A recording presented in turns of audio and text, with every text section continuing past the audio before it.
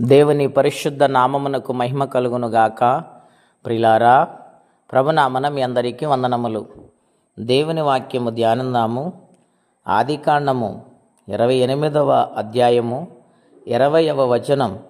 అప్పుడు యాకోబు, నేను తిరిగి నా తండ్రి ఇంటికి క్షేమముగా వచ్చినట్లు దేవుడు నాకు తోడయుండి నేను వెళ్ళుచున్న ఈ మార్గములో నన్ను కాపాడి తినుటకు ఆహారమును ధరించుటకు వస్త్రములు నాకు దయచేసిన ఎడల యెహోవా నాకు దేవుడయుండును.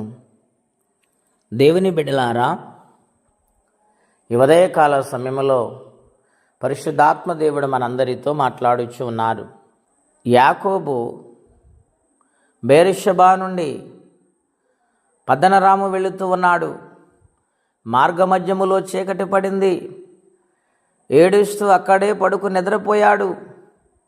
ఆ రాత్రి దేవుడు యాకోబుతో మాట్లాడి యాకోబుకు తోడయుండి, నేను నీకు తోడుగా ఉంటాను, నీ తండ్రి దేవుడను, అబ్రహాము దేవుడను అని యాకోబుతో దేవుడు మాట్లాడుతూ మొదలుపెట్టారు. దేవుడు నాకు తోడై ఉంటాడని గ్రహించుకున్నాడు. తెల్లవారుజామున లేచి తలగడగ చేస్తున్న రాయిని నిలబెట్టి నూనె పోసి ఆయన ప్రార్థన చేస్తూ ఉన్నాడు. నేను వెళ్ళుచున్న మార్గములో దేవుడు నాకు తోడై ఉండాలి. ఆయన తోడు లేకపోతే నేను ముందుకు సాగలేను. ఆయన తోడై ఉంటే నా యొక్క ప్రయాణము క్షేమముగా జరుగుతుందని యాకోబు గారు దేవుని సన్నిధిలో ప్రార్థిస్తూ ఉన్నాడు. తినుటకు ఆహారము, ధరించుటకు వస్త్రములు నాకు దయచేసిన ఎడల అని ప్రార్థన చేస్తూ ఉన్నాడు. ప్రియమైన దేవుని బిడ్డలారా, యాకోబు ప్రార్థన దేవుడు ఆలకించారు. యాకోబు మొరను, మ్రొక్కుబడిని దేవుడు చూశారు. ప్రియులారా, ఆయన జీవితాన్ని గురించి, భవిష్యత్తును గురించి ప్రార్థన చేసుకున్నాడు. దేవుని తోడు కోరుకున్నాడు.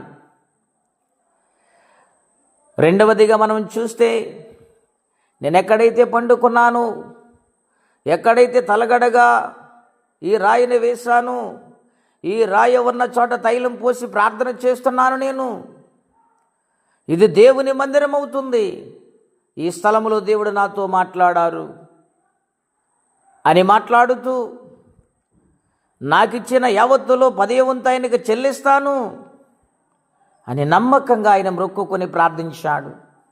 ప్రియమైన దేవుని బిడ్డలారా, మన జీవితాలు ఎటువంటి ప్రార్థన చేస్తున్నాము?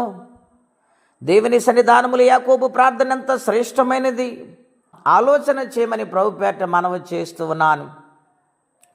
ఈ ఉదయకాల సమయంలో దేవుని సన్నిధిలో ఎలాగూ ప్రార్థన చేస్తున్నారు? దేవుని సన్నిధానములు ఎలాగూ భయభక్తులు కలిగి జీవిస్తున్నారు? దేవుని మాటకు ఎలాగ లోబడుతున్నారు? ప్రియులారా, ఆయన నమ్మకమైన ప్రార్థన చేశాడు. సంపూర్ణంగా దేవుని మీద ఆధారపడి దేవుని యొక్క తోడు కోరుకున్నాడు కనుక యాకోబుని దేవుడు నిత్యముగా ఆశీర్వదించాడు. మన జీవితాల్లో కూడా అటువంటి దేవుని ఆశీర్వాదం పొందుకోవాలంటే అటువంటి ప్రార్థన చేయవారుగా ఉందముగాక. ప్రార్థన అండి. అత్యంత కృపగలిగిన దేవా, మహోన్నతమైన మీ నామము కొరకై వందనములు. యాకోబు గారు చేసిన ప్రార్థన మాకు నేర్పించు నాయనా.